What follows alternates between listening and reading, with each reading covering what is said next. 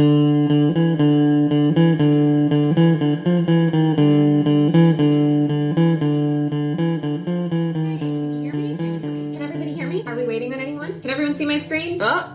we go. Welcome to my kitchen. Look at your little cat. His wife's also working from home, so he's just hopping into their closet. Oh, sorry. I think you're muted. I think you're on mute. I think you're muted. You're on mute. Your backyard is gorgeous. Yeah, I should get a dog. You look so nice. Why? What was that? What was that? What was that? My internet is being so weird today. Standing desk, Dropbox, screen share, soft pants, ergonomic, active sitting, Google Sheets. It's actually designed to wobble like this. Look at this view. Keeps me moving. I can hear literally every single word my neighbor says. Oh, lost you for a sec. Let me just slack you a paper doc. Gotta stay hydrated. Definitely. 100%. Welcome back to this series of workplace, design, past, present, and future. And before I begin, I would like to give credit to Alexis Gay for the intro remote working clip, as I thought in a nutshell, it reminds us all the struggles we faced as we were thrust into the 100% remote working environment. As I stated in my last episode, I broke up the past and present into really two episodes. First being more the history from the Industrial Revolution through the 1990s. However, now, from the 2000s to present day, I feel like these decades really became the inception and, most importantly, the trial and error period of remote working. Therefore, in this episode, we will be dealing with the advent of remote work through those periods, both good and bad, and how the pandemic accelerated remote working toward our future direction, which, as promised, will be coming up in future episodes.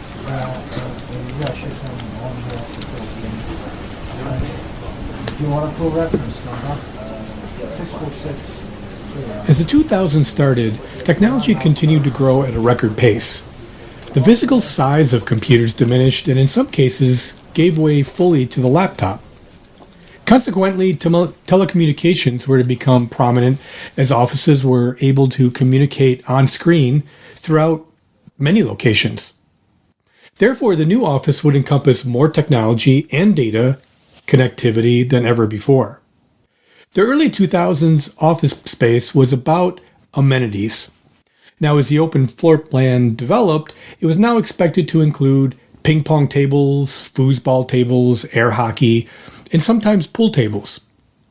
Additionally, now the kitchenette previously, including a microwave to heat up your lunch so you could simply go back to your desk and eat it, would now be considered a gathering collaboration space. Not surprising, as in old times, people gathered in the kitchen, as often this is where the place where it was the only heat source in the house. And anyone who hosts parties understands that indirectly, everybody's always going to end up in the kitchen, whether you want them to or not. But I digress. Again, I believe this was a trend that started with the dot-coms, and clients would slowly look to adapt and replicate it for their, quote, new office culture. This was pushed harder by companies who were looking to quickly reinvent their office, quote, culture, which is a key word they were hearing from millennials as a deciding factor as to where they would seek employment. Therefore, in many cases, companies did away with the sterile, monochromatic office environment to one that promotes engagement, collaboration, and technology. It's important to know that with technology continuing to advance, people were able to start to work remotely. The technology also meant that offices would need to look at future-proofing or creating a flexible design where furniture and walls could be adapted as the office adapts. Now corporations were vying to have, quote, campuses instead of just offices. Now, for the longest time through the evolution of workplace design, we've heard research and design that is centered around the environment, dedicated and influenced by the employee's functional needs. Given this approach, I believe together we've learned certain aspects of what would and could work, and certainly what didn't. The 2000s would get away from what was called PWEs, or physical work environments, and would really gravitate to action-based workspaces, or ABW. Reagan Nicki from Space IQ, I think, said it best. An activity-based working, ABW, or activity-based workspace, is the middle ground between cubicle life and communal desks. Spaces are designed around different tasks that require different types of energy and inputs. The goal is increased productivity by giving workers a variety of options of where to work. And the key here is the point where to work. However, ABW is not a new concept. The term was coined more than 2 decades ago by Eric van Hollen, a Dutch consultant and author of the book The Demise of the Office. In it, he describes his ideal office as adaptive to diverse sets of tasks and needs. Van Hollen wrote this in 1995 when offices were divided by temporary walls and alcoves, which is to have said, and I love this, hide employees in plain sight. ABW would be used by all size companies to enhance employee productivity, idea generation, and collaboration. The aim was, instead of providing a one-size-fits-all plan, ABW would provide varying workspaces based around tasks that might involve collaboration, concentration, or routine work, allowing employees workstation options that would suit their specific activity or needs. Many studies have shown that people do have varying work styles according to their own personal preferences, and therefore would require different options to suit their needs. According to Steelcase workers, who are most engaged are those who believe they have control over their work experience. By giving employees options for completing their work, they're empowered to use different spaces and tools to be the most successful. ABW strive to eliminate the unspoken hierarchy of the office by diminishing physical markers of status based on functional group boundaries. The idea of ABW-led office would in some cases do away with private offices altogether and place leadership and management within the same setting of the total office. Therefore, management and leadership would work through their tasks the very same way the rest of the office. In an open office, a permanently assigned workstation required, and more importantly warranted, those employees' continual presence in the office. ABW also introduced hot desking, which comes from an old submariner term called hot racking, when submariners would split their time sharing a cot. In short, while one submariner was sleeping, the other would be working their shift. Once the submariner finished their shift, they would wake up his cotmate and trade places. In this fashion, the cot was kept warm, or in this particular case, always hot. In the instance of the workplace, it was thought that switching workspaces or desks would add value and unlock benefits for employees. It was thought that employees who actively share their desks are more visible and thus available for information collisions or interpersonal interactions than those who do not.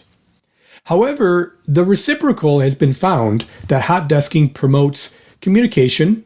That being said, research has also found that hot desking can cause an employee to lose a sense of personal identity and control by not having a dedicated space.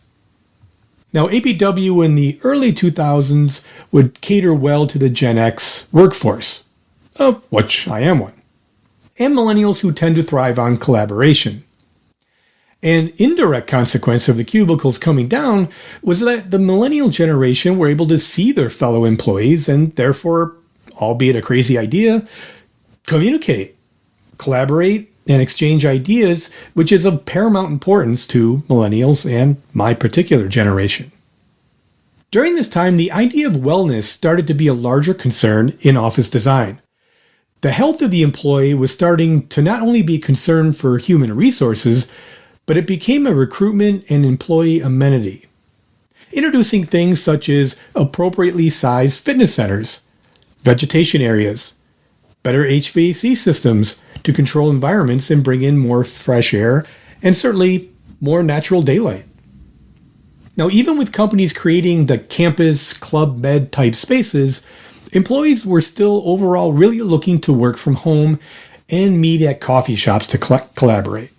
From 2013 on, most college graduates sought jobs that allowed them to work from home at least a few days a week. With the rise of individuals working from home, so did the presence of communal workspaces in rental buildings and coffee shops. People realized they were lonely if they worked from home every day of the week, and tended to crave human interaction outside the confines of their home or apartment. Keep in mind, this trend toward wellness and remoteness could not come at a better time, as things were about to get drastically different. Now to growing concerns about the deadly coronavirus officially hitting the U.S. Here's what we know. A Washington state resident fell ill after returning from Wuhan, China, where the outbreak began. Officials now say more than 400 people have been sickened and 9 people have died. The World Health This next section we all know intimately well, as we're getting into the fully remote working evolution. Okay, since the advent of the pandemic, I will break these years down starting with the year 2020. As most can recall their own experiences, and as you recall from the last section, there was a slow, certainly trend moving toward remote working anyway, and thus entered COVID-19. On March the 13th of 2020, my company went fully remote. Now I have to say that my company was well ahead of the COVID-19 pandemic by introducing policies and platforms such as Microsoft Teams toward the fall of 2019. Additionally, like most, our IT team was able to pivot using ConnectWise and distributing laptops that could connect to their individual desktop computers, and we were able to stay pretty productive. Now, at the time, we were aware of Teams, but really didn't pay much attention to it, and I think most, or some, didn't think we'd ever need it. Or so we thought. Now, in a sense, many other companies did the same sort of pivot, and some did not. I do feel it was really a matter of resources, meaning those companies who could afford to immediately change their operations did so, and those who couldn't or didn't take it as serious had a much more difficult time despite the advent of even government assistance programs. Now, it could be fair to say that in many ways, the COVID-19 pandemic, in my opinion, as it relates to office workplace, simply accelerated many aspects which would have eventually happened anyway, both good and bad.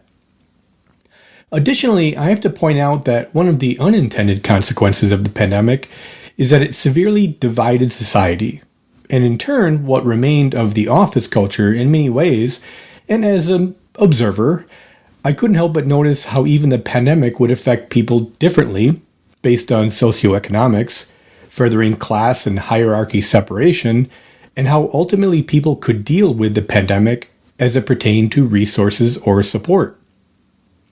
As such, this divide even entered on how we would work together for years to come.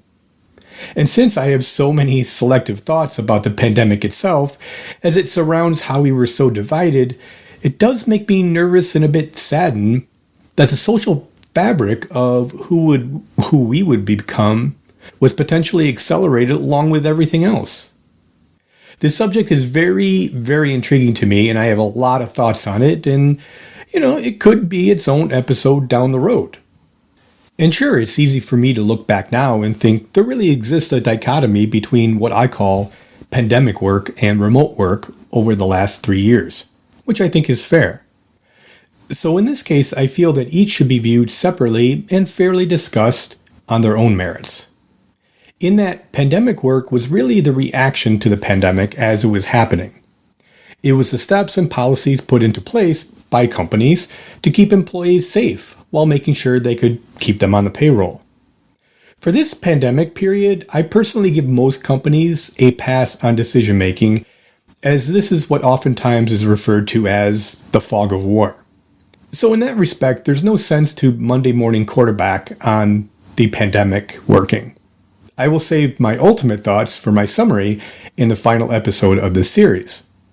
Therefore, in fairness, it's more 2021 and 2022 I will be focusing on during this segment, which I think is more true of the remote working period. Now, looking back to 2021, I feel many companies thought to themselves, this is working great. My staff is way more productive than they were before, and the efficiency is better. Or was it? Now, one takeaway I noticed is almost, I hate to say it, but an elitist observation to come out of the pandemic regarding mandatory stay-at-home working. In that, for those who were working out of large houses in the suburbs that had big backyards and could have things continually delivered from anywhere, the mandated work from home was great. However, for those locked into studio apartments with questionable Wi-Fi, staring at the same few walls all day, didn't have the same means and perception of mandatory remote work.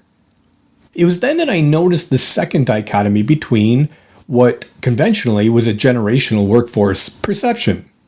Whereas in previous years, the old leadership guard had always pushed back against remote learning because it was always thought that people weren't as productive at home. It was thought they'd be playing with a dog or doing chores when they really should be working. And the younger work staff had for the last decade wanted to work from home to get away from the noisy, distracted open office to the quiet focus of their home so they could concentrate better and be what they thought more productive. So in an odd way, during this period, the roles kind of reversed. In that the old guard all of a sudden loved remote working as productivity was up. Staff was generally working more hours and there was an opportunity to minimize lease space and recoup some budget dollars.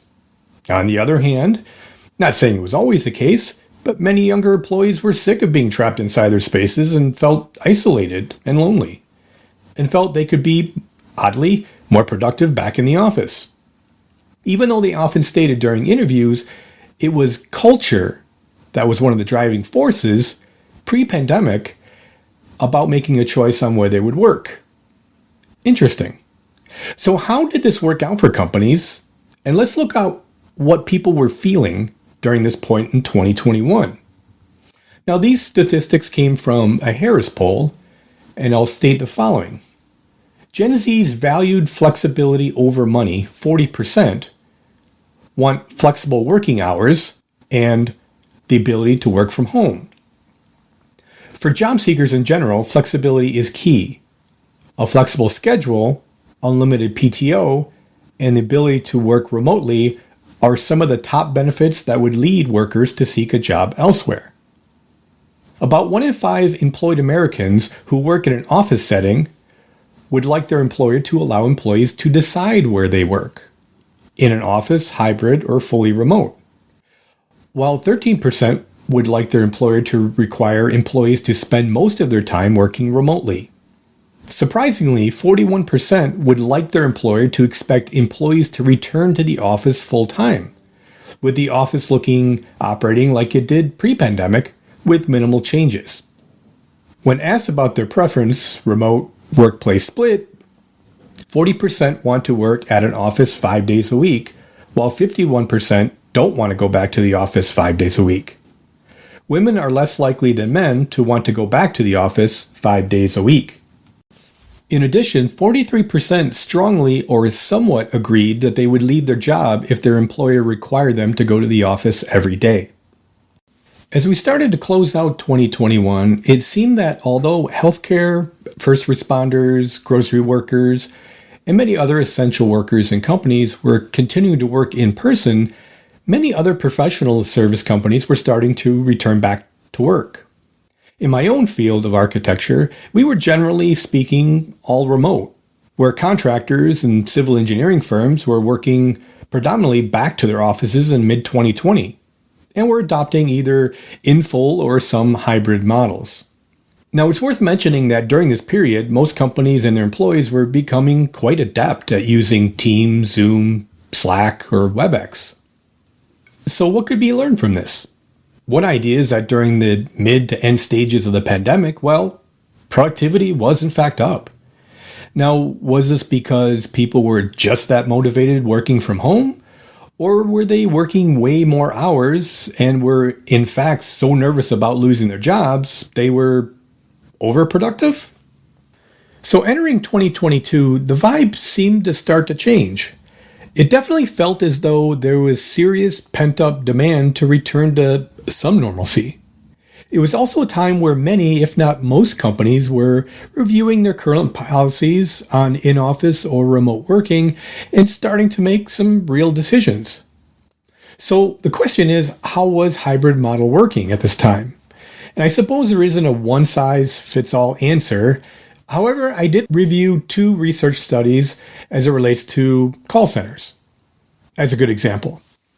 The first was conducted by Natalia Emanuel from the Federal Reserve Bank of New York's Research and Statistics Group. In the study, their team looked at how remote work affected workers' productivity and whether less productive workers tend to choose remote jobs. They studied how a Fortune 500 retailer who hired both remote and on-site call workers performed during the pandemic. The ultimate hypothesis was centered around the, quote, productivity gap, and the intuition born of the data is as follows. Even when handling calls randomly routed through the same queue, remote workers answered 12% fewer calls per hour than on-site workers. The source of the lower productivity, however, remained unclear. It's possible that any worker would be less productive at home. Yet, it's also possible that less productive workers choose remote jobs. Therefore, if remote work reduces productivity, then transitioning to remote work will reduce formerly on-site workers' productivity, thereby narrowing the gap in productivity. If, however, the initial gap reflects the fact that less productive workers choose remote jobs, then workers who used to be on-site will continue to be more productive when they work remotely. And thus, the gap in productivity will persist once everybody is remote. Consequently, a second study of software engineers published in April, Dr. Emanuel and Harrington, along with Amanda Palis, also of Harvard, found that feedback exchange between colleagues dropped sharply after their move to remote work, as well as a documented decline in learning for home workers. Additionally, it was found that workers back in the office tended to pick up skills more rapidly. A third study by Nicholas Bloom of Stanford studied call center workers at Trip.com, found that their office workers had actually increased productivity by 13%. But don't get too excited, as there were 2 big neglected wrinkles. First, more than 2/3 of the improved performance came from employees working longer hours, not more efficiently. Second, the firm eventually halted remote work because of off-site employees struggling to get promoted, which is a trend that's still happening today.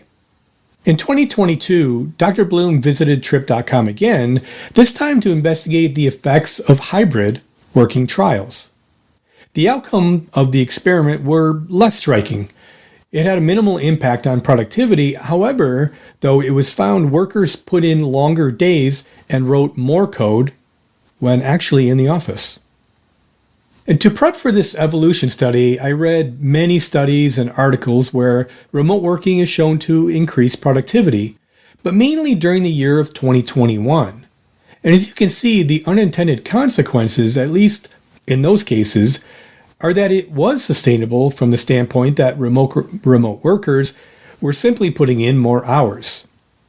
So it begs the question, what are the unintended consequences affecting fields other than data entry or call centers? During this period, and speaking from my own perception, taking pure productivity out of the equation, I have noticed the remote working was starting to create a substantial unintended cost to employers, in that they, in some cases, may have seen lower overhead costs and productivity increases. However, they were not seeing the hidden cost, as they would be paying heavily in what I consider to be, and I call, underdeveloped human capital. In that I mean underdeveloped human capital costs derived from such things as the generational divide as it came to technology interfacing, and a lack of readiness for management, such as how to manage from great distances to be effective. As I discussed earlier, the obvious extension of working hours, the blurring of home and work boundaries, the lack of mentoring young talent and future thought leaders, and moreover, providing an environment that promotes learning and collaboration. These are things I believe most employers aren't factoring in, mainly because I believe it's difficult to quantify on a spreadsheet. So where are we now? Well, it appears that the pendulum seems to be swinging back the other way a little bit through 22 and 23. I think most companies are pursuing some sort of hybrid model where they're wanting to offer the best of both worlds. As I've stated before, we do a lot of corporate interiors work within our company, and I found the market in general is still pretty quiet, and that most companies are still trying to figure out their individual sweet spots. This seems consistent to what clients I meet with are telling me. Mainly from a leadership and HR standpoint, they're still trying to figure out the right formula for their individual companies and practices. We certainly can't dispute, at least now, some intended and unintended consequences of remote work versus on-site working. One such consequence is mental health, as we've now learned much and have gathered much data over the last few years. I see hybrid being the most used model currently, as it's a way to kind of capture the best of both worlds. A study conducted by Frontiers, the third largest research publisher, surveyed 3,123 office workers from 23 territory industries and had them respond to a questionnaire. Participants were surveyed about their job stress conditions and sleep practices in both 2019 and 2020. Who had not done remote work as of 2019 were also included in the study. The effects of remote work on psychological and physical stress responses and presentism were analyzed by multivariate analysis, with the adjustment of age, gender, overtime, job stressors, social support, and sleep status. The results at the time demonstrated that remote work was associated with the reduction of psychological and physical stress responses independently of changes of job stressors, social support, sleep disturbance, and total sleep time on work days. On the other hand, remote work of 5 days a week, fully remote, was associated with the reduction of work productivity.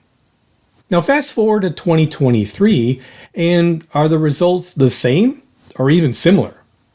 According to Catherine Mayer of SHRM, fully remote 40% and hybrid work 38% are associated with an increased likelihood of anxiety and depression symptoms compared to in-person work at 35%, according to an analysis by the Integrated Benefits Institute, or IBI, an Oakland, California-based nonprofit research group. For its report, IBI analyzed data from the Household Pulse Survey, an online resource created by the U.S. Census Bureau, to determine how households were impacted by the pandemic. IBI partnered with Elevance Health, formerly Anthem, to analyze claims data related to mental health. Although there isn't a massive disparity between in-person and remote workers, likelihood of depression and anxiety is an important difference that employers would be wise to pay attention to. Researchers further stated, quote, "The difference in prevalency of anxiety and depression symptoms between hybrid, remote, and on-site are statistically significant. Our research illustrates that remote work may not be the ideal solution for every employee," said Candace Nelson, Director of Research at IBI, adding that more exploration of the topic is needed. IBI's analysis isn't the only research to have found more mental health problems associated with remote and hybrid work. A majority of executives, 64%, said remote work negatively affected their employees' mental health in 2022, up from 55% the previous year, according to an October survey by RSM US, a professional services firm, and the U.S. Chamber of Commerce. 73% of executives said workers felt isolated, which is an increase from 68% in 2021. I think now we're in a very convoluted space in workplace and office design, as the whole remote working is working efficiently for some, but not for all. So what are companies to do? Well, the first office reimagining I did was during the end of 2020, where typically now a company was looking to reduce their footprint due in part to remote working. And the first question, as always, to me and my interior design group was, what should we do? Which is a great first question. My response came after plenty of research during this time, poring over probably hundreds of articles and data submitted by brokers, furniture companies, and design firms. I told them that this is a unique opportunity to design your office and culture around you. Not to follow trends put out by companies who want to sell you things, but instead to create your own culture and trend. They were excited about this opportunity, and the project was very successful. And thus, I felt, at least at the time, that it embodied the fact of where we may be going in office work and design. Which, as a current place in time, I'm seeing most companies are offering about 3 to 4 different hybrid models, depending on that company's needs and size. Now, there are still trends floating out there, such as the most recent resomercial idea, which is really, furniture lines and trends that's used to blend the lines between your home and your office. With this trend, the idea is to provide comfy upholstered seating as opposed to the standard office pieces such as desks and gathering tables. I say this only to mention the office workplace, quote, trends will always be around and continue to be heavily marketed. So what do others say? My goal with this episode was to present you a maybe not so brief synopsis of how we got here.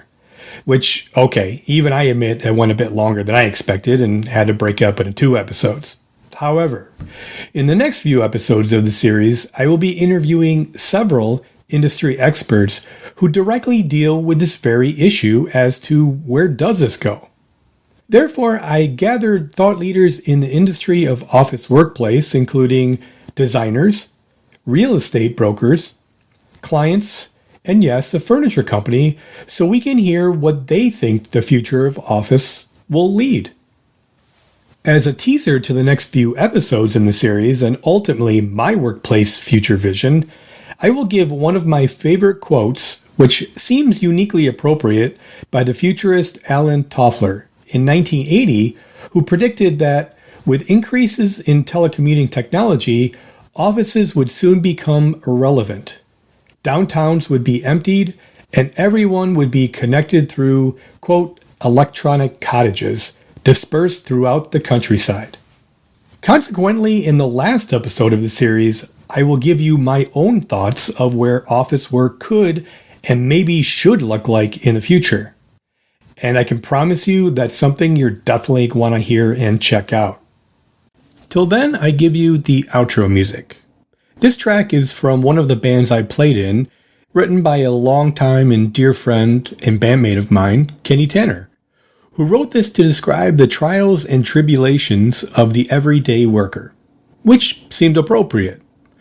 Please enjoy and look for the next few episodes in this series, Workplace Design, Past, Present, and Future, while I will interview industry experts regarding their perception of the future of the workplace. Well, sisters and brothers, you may know what I mean. I'm sure some can relate to the trouble that I see. I give a hard day's work and I tries to keep it clean, but I just lost my job to a big new machine. When I baby, all of my plans have been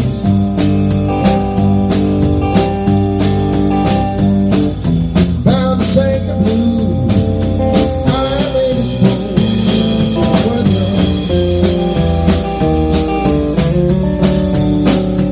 you may go to college, get yourself a trade, get yourself established. Looks like you got a name. I don't care what you think, I don't care what they say. There is no guarantee you won't be obsolete someday. When I baby, all of my plans have been loose. I found sight of blue. I'm exposed to the work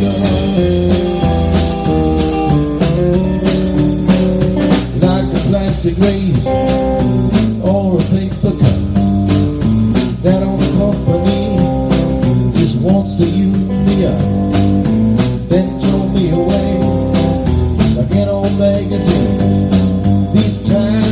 get tough, boys.